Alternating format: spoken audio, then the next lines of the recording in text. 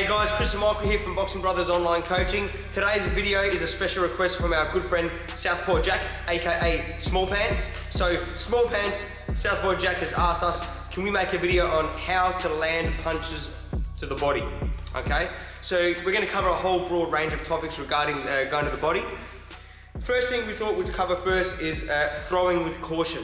Okay, so when you're exchanging to the head, there's a lot less risk involved because both your hands should be relatively high at the guard and you're exchanging, so punches clash, you can bring your hands back to the guard a lot quicker. As soon as you decide to punch to the body, the risk increases substantially because I'm removing my hand from where my head is down to the body.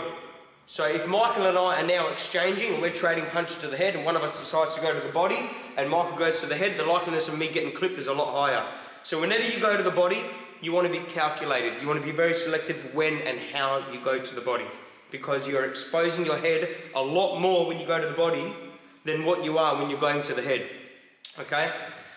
Now the next thing you should be cautious of is what kind of punch to use in which circumstances. So if I'm at a long range with Michael now, we're at a long range, we're exchanging long range punches, I would not try to look for an uppercut to the body or a hook to the body or a body rip, because he's going to be able to telegraph that from quite a long way away, especially if he's comfortably at his guard and I just do it off the bat.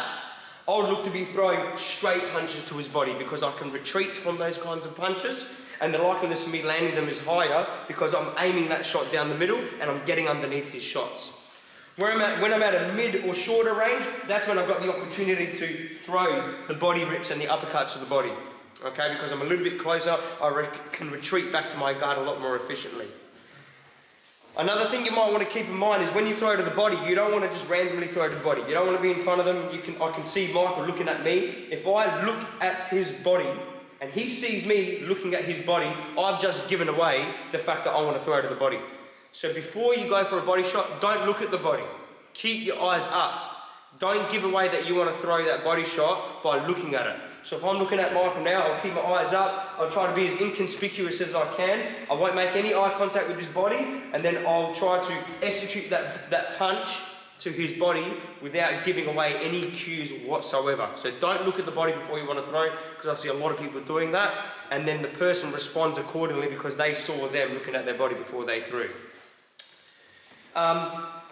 When you throw a body shot, you want to do it off something more often than not. So off one of your opponent's punches or off one of your punches. So, for example, if Michael's throwing punches at me and I'm defending his punches, trying to avoid them, etc., off his jab, I might go underneath with my jab because he's removed his hand from the guard and the body becomes a lot more readily available, becomes more exposed, so I can land it. Or he might throw a 1-2 and I slip his right hand and I can get into a shorter range and throw that body shot to the torso. Or your second option is to do it off your punches. So I'll manipulate Michael's guard by throwing high punches to the head to lift his hands up, and that makes the body available now. Boom, I'll let that shot go to the body. So I'm working either off Michael's punches or off my punches, rather than just standing there and swinging and hoping for the best. You can absolutely throw punches to the body off the cuff. You can just be cruising, and instead of mixing up your punches to the head, you just drop to the body. Again, do it with caution, don't give it away, make sure you're using and choosing the right punch according to the range that you're at with your opponent, yeah? So if Michael and I are moving around now and I want to go to the body and I'm looking for an opportunity to do so, I'm going to make sure that it's off one of his punches, off his jab, etc., or I'm going to make sure that it's off one of my punches, so I might go jab straight right to the body. Once you've finished punching to the body, make sure you don't stay down there. It's a lot easier for Michael to punch down to me now than it is for me to come back up. So I don't want to be going to the body and then sitting here. Oftentimes I'll see boxers moving around, throwing their punches, and they'll drop for that body shot, and they'll kind of get stuck, and then their opponent starts punching, and guess what? I'm in trouble. Yeah? So you want to do one of two things when you throw to the body. You want to either, when you're boxing, throw to the body and be straight back out, so that you're out of range and you can continue boxing safely.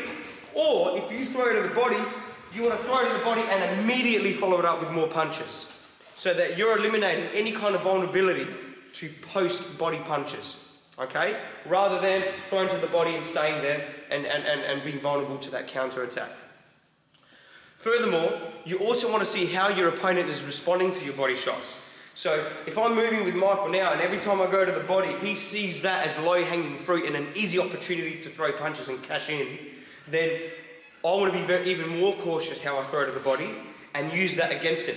So if I'm cruising around with Michael now and every time I go to the body, he tries to attack, he really goes for it, I will no longer go for that body shot with the intention to land.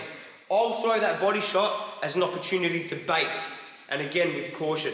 So I'll be cruising with Michael. You know, he doesn't really do a whole lot, but whenever I go to the body, he sees it as an opportunity, he comes at me throwing shots, I'll step back and then try to bang it. So the body shot can be used really effectively as a way to draw your opponent in, because whenever you go to that body, they see you as vulnerable, but you want to turn that against them, okay? Aiming your shot is really important also. So oftentimes, you see an opportunity to throw to the body, and the boxer will be smashing the guard of their opponent, even though there are openings available. So you want to see where the cracks and crevices are. Keep in mind the torso is a much bigger target than the head, so there are more options. And the different kinds of punches you throw will manipulate their guard in a way to create openings. So look where the openings are and place the shot accordingly. So oftentimes, front on, for me, when a person guards up or down the center to avoid these kinds of punches, all I can see is a nice strong guard, yeah? Especially when even the elbows are tucked in like that. I can't see what's around the side, yeah? So I want to be going looking for those shots. Or I want to be trying to break through the guard in the center. Whenever you have an opportunity to throw to the body, or you intend to throw to the body, look where the openings are, or look where the openings are being created, and try to place your glove in those little crevices and cracks, yeah?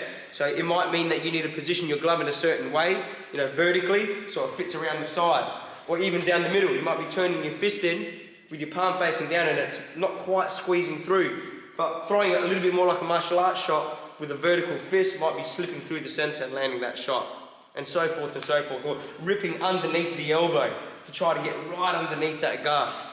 Make sure you're placing your shots according to where the cracks and crevices are exposed. Thanks for watching this video, guys. Jack, I hope this answered all your questions. Please post in the comments below. Let us know if you've got any requests and if you've got any questions. Thanks for following. We'll see you guys soon.